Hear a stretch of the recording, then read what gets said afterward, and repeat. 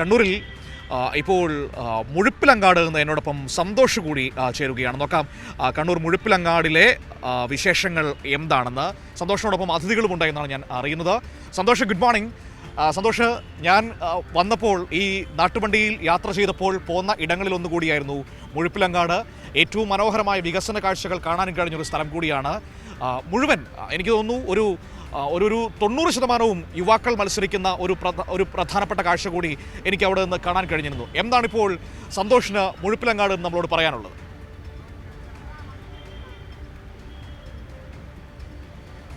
Manu, good morning. തീർച്ചയായും സംസ്ഥാന സർക്കാരിൻ്റെ ഏറ്റവും പ്രധാനപ്പെട്ട വികസന പ്രവർത്തനങ്ങൾ നടന്ന ഒരു സ്ഥലത്താണ് ഞാനിപ്പോൾ ഉള്ളത്. അത് കണ്ണൂർ ജില്ലയിലെ മുഴുപ്പിലങ്ങാട് ബീച്ചാണ്.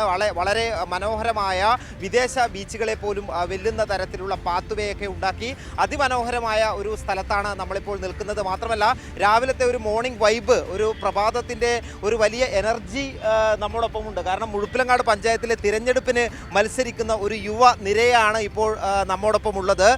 ഗ്രാമപഞ്ചായത്തിലേക്കും മുഴുപ്പിലങ്ങാട് ഗ്രാമപഞ്ചായത്തിലേക്കും അതോടൊപ്പം തന്നെ ബ്ലോക്ക് പഞ്ചായത്തിലേക്കും കണ്ണൂർ ജില്ലാ പഞ്ചായത്തിലെ ഡിവിഷനിലേക്കും, പിണറായി ഡിവിഷനും ഈ സ്ഥലത്താണ് വരുന്നത്. അവിടെ മത്സരിക്കുന്ന സ്ഥാനാർത്ഥികളാണ് നമ്മോടൊപ്പം ഉള്ളത്.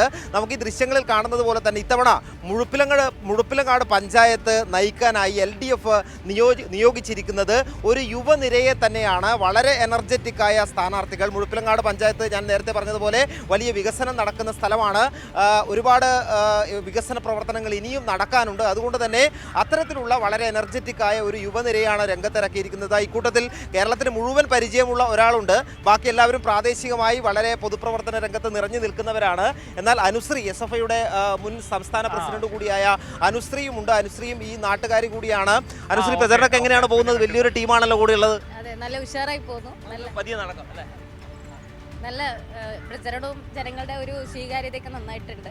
അപ്പോൾ യുവാക്കൾ കൂടി ആയതുകൊണ്ട് എല്ലായിടത്തും അതിൻ്റെ ഒരു ആവേശവും കാണാൻ കഴിയും.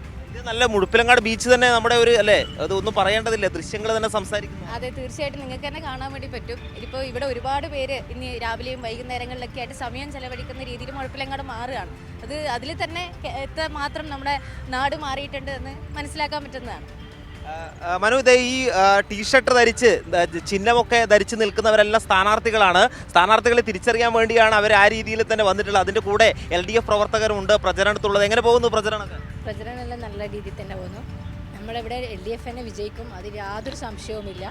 അതിനാണ് നമ്മൾ യുവത്വങ്ങൾ ഇറങ്ങിയത്. ഇനിയും ഒരുപാട് മാറ്റങ്ങൾ വരുത്താനുണ്ട്. മാറ്റങ്ങൾ നമ്മൾ വരുത്തിയിരിക്കും. ഈ മുഴുപ്പിലങ്ങാട് പഞ്ചായത്ത് കൂടുതൽ വികസന പ്രവർത്തനങ്ങൾ നടക്കാനുണ്ട് അല്ലേ? ഏത് വാർഡിലാണ് മത്സരിക്കുന്നത്? 10ാം വാർഡ്. നല്ല മത്സരം ഉണ്ട്. ഉണ്ട്. അവിടെ LDF വിജയിച്ചതായിട്ടേ ഉള്ളൂ. വോട്ടർമാരെയൊക്കെ കണ്ടോ? എല്ലാവരും കണ്ടു.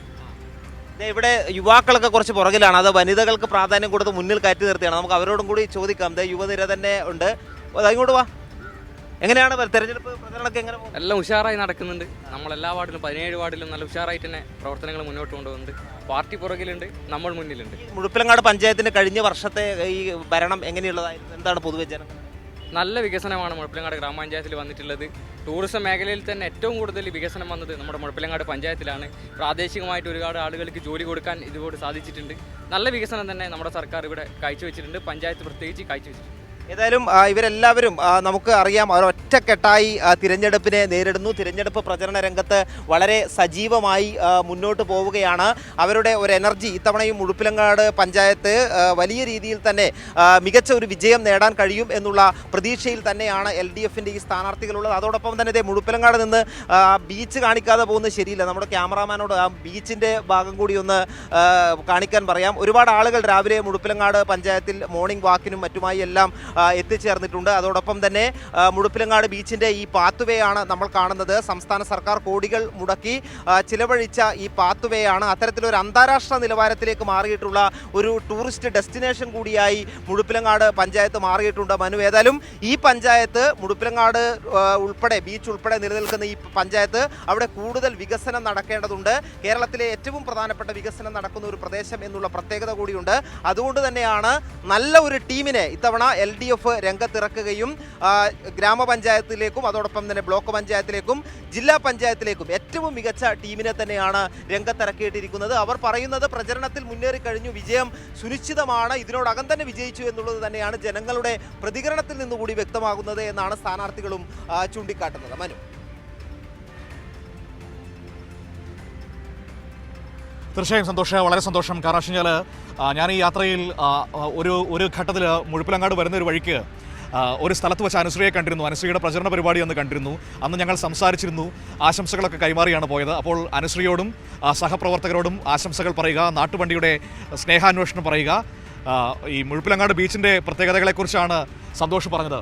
അസാധ്യമായൊരു കാഴ്ചയായിരുന്നു കേട്ടോ. 266 കോടിയോളം രൂപയുടെ വികസനം നടക്കുന്ന വലിയൊരു കാഴ്ച. ഫസ്റ്റ് ഫേസ് പൂർത്തിയായി കഴിഞ്ഞിരിക്കുന്നു. ഇനി സെക്കൻഡ് ഫേസും വരാൻ വേണ്ടി പോവുകയാണ്. അത് കഴിയുമ്പോഴേക്കും ഏഷ്യയിലെ തന്നെ ഏറ്റവും മികവുറ്റ ഡ്രൈവിംഗ് ബീച്ചായി മുഴുപ്പിലങ്ങാട് മാറും എന്ന കാര്യത്തിൽ ഒരു സംശയവും വേണ്ട. ആ രീതിയിലാണ് കാര്യങ്ങൾ മുന്നോട്ട് പോയിക്കൊണ്ടിരിക്കുന്നത്.